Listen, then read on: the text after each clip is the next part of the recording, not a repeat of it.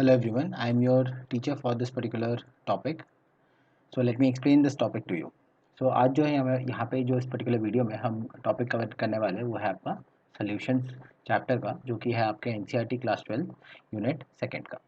अब जो है इसमें हम लोग यहाँ स्पेसिफिकली कवर करने वाले हैं vapour pressure of liquid solutions का, और यहाँ पे हम देखेंगे कि आपका राउल्ट्स लॉ जो है आपका special case of Henry's law में कैसे कन्वर्ट होता है। राइट, सो यहाँ पे डिस्कशन रहेगा आपका। सबसे पहले हम डिफाइन करेंगे राउल्ट्स लॉ क्या है, फिर हेनरी लॉ क्या है, और फिर जो है हम बेसिकली कंपैरिजन करेंगे, और कंपैरिजन से हम जो है ये कंक्लूजन जो है हम लोग ड्रॉ करने वाले हैं। So this is are the final conclusion.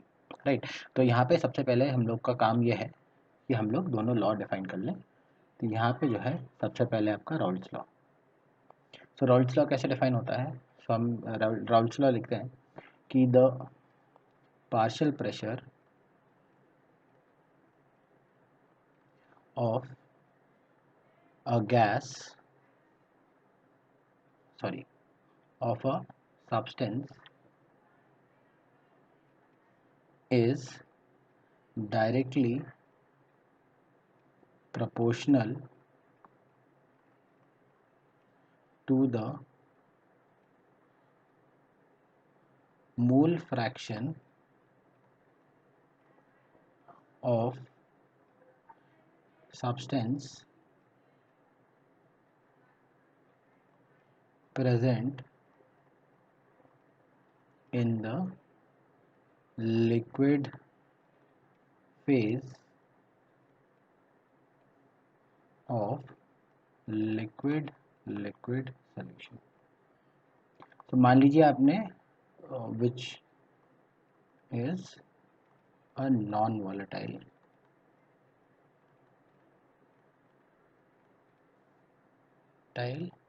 liquid, sorry of a volatile liquid है, यहाँ नॉन वॉलेटाइल नहीं आएगा।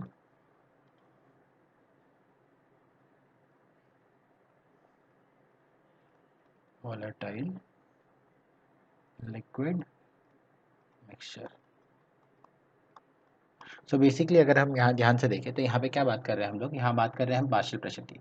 Partial pressure of any particular substance जिसका भी हम डिस्कस करने वाले हैं, वो जो है बेसिकली आपके डायरेक्टली प्रोपोर्शनल होगा किसके, मोल फ्रैक्शन के। राइट, वो पर्टिकुलर सब्सटेंस का मोल फ्रैक्शन जो कि आपके एक लिक्विड फेज में प्रेजेंट है, जो कि है आपके लिक्विड सोल्यूशन का।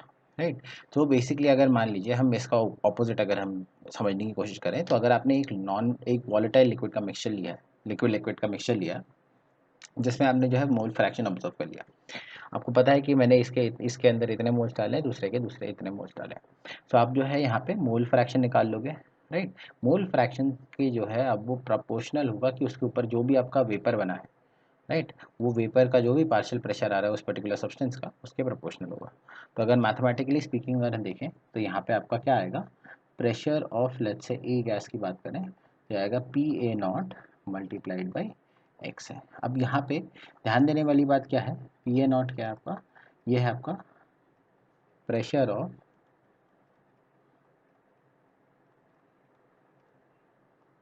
Pure as vapour pressure. अगर आपने प्योर ए लिया है, उसका जो भी आपका वेपर प्रेशर है वो आपका पी ए नॉट है। राइट, और पी ए क्या हो जाएगा आपका, वैसे ही आपका प्रेशर हो जाएगा pressure of A in the mixture. Right, तो अब मिक्सचर के अंदर जो भी आपका ऑफ वेपर्स, तो भी आपका वेपर फेज है, राइट, उसमें जो भी मिक्सचर है उसमें आपका ए का कॉन्ट्रीब्यूशन है। तो ये आपका क्या है, राउल्ट्स लॉ हो गया। अब हम बात करते हैं हेनरीज लॉ की। राइट, तो यहाँ पे हम लिखते हैं हेनरीज लॉ। अब हेनरी लॉ क्या होता है, हेनरी लॉ हम कहते हैं कि the pressure of the gas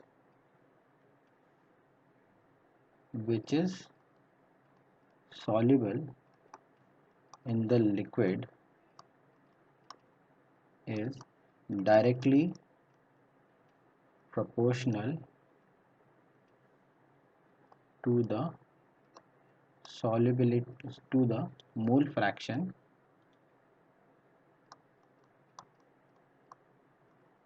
off the soluble gas. तो आपका सॉल्युबल गैस में जो भी सॉल्युबल हुआ है आपका लिक्विड में, उसमें अगर अपने मोल फ्रैक्शन निकालिए तो उसके वो डायरेक्टली प्रोपोर्शनल होगा कि ऊपर कितना प्रेशर आ रहा है, राइट। सो ये जो है अगर हम देखें तो मैथमेटिकली क्या हो जाएगा, यहाँ प्रेशर ऑफ गैस जो होता है वो होगा आपका बराबर के एच मल्टीप्लाइड बाई एक्स है, राइट। अगेन यहाँ पे क्या है, P of gas is pressure of gas above the liquid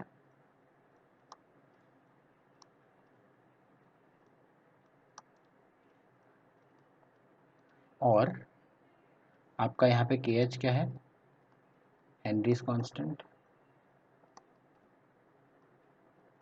और एक से आएगा again mole fraction of gas in liquid.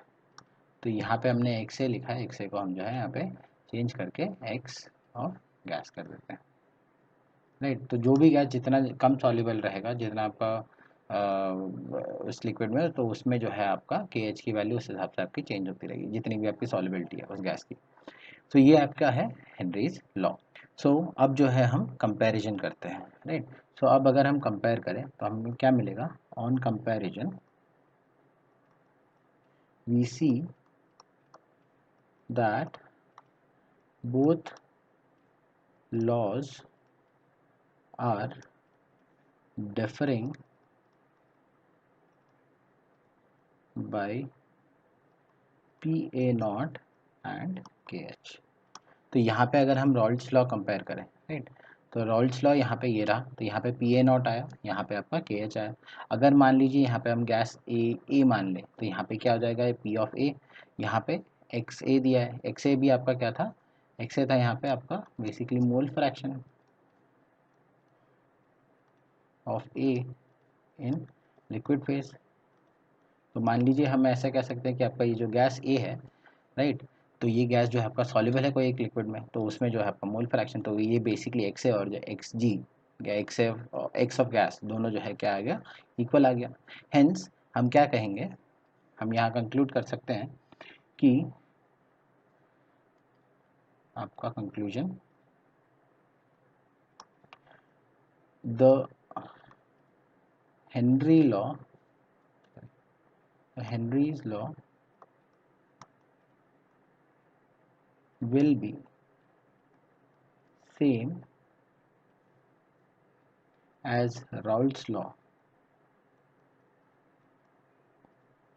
under the condition that KH becomes equal to PA naught, that is pressure of, sorry यहाँ लिखते हैं pressure नहीं लिखते हैं, यहाँ पे हम लिखेंगे वेपर प्रेशर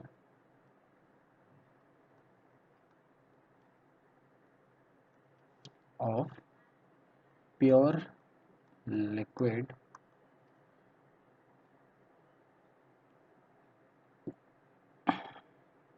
ए। तो यहाँ पे जब कभी भी आपका यहाँ पे पी ए नॉट है, right, so P A not को अगर हम ए के लिए नहीं लिखें तो यहाँ पे अगर हम जो है सब्सटेंस के बराबर कर देते हैं, तो जब कभी आप प्योर जो भी आपका वेपर प्रेशर है अगर उसके बराबर इसकी के एच की वैल्यू आ गई तो आपका जो है हेनरीज लॉ कन्वर्ट हो जाता है रॉल्ट्स लॉ में। तो दोनों जो है बेसिकली आपका सेम है, बट थोड़ा सा जो है आपका डिफरेंट है। डिफरेंट किस तरीके से, यहाँ पे के जो है आपकी सॉल्युबिलिटी की बात करता है गैस में की लिक्विड में, और यहाँ पे जो है लिक्विड लिक्विड मिक्सचर की बात चल रही है। तो यहाँ इन काइंड ऑफ हमने देखा है कि रॉल्ट्स लॉ को अज्यूम कर लेते हैं कि आपका जो गैस है वो मान लीजिए लिक्विड कोई मिक्सचर में जा रहा है और आपका जो दूसरा सॉल्वेंट भी है वो भी आपका थोड़ा बहुत क्या है, राइट। तो अगर उन दोनों के टर्म में अगर हम थोड़ा सा जो है ट्यून इन करें तो हम लोग जो है यहाँ पे दोनों को बराबर कह सकते हैं। हेंस द हेडिंग की Raoult's law as a special case of Henry's law. ठीक है, तो यहाँ पे राउल्ट्स लॉ को किस तरीके से हम हेनरीज लॉ में कन्वर्ट कर सकते हैं ये हमने इस पर्टिकुलर वीडियो में देख लिया। So I hope you have understood the explanation of this particular topic. Thank you.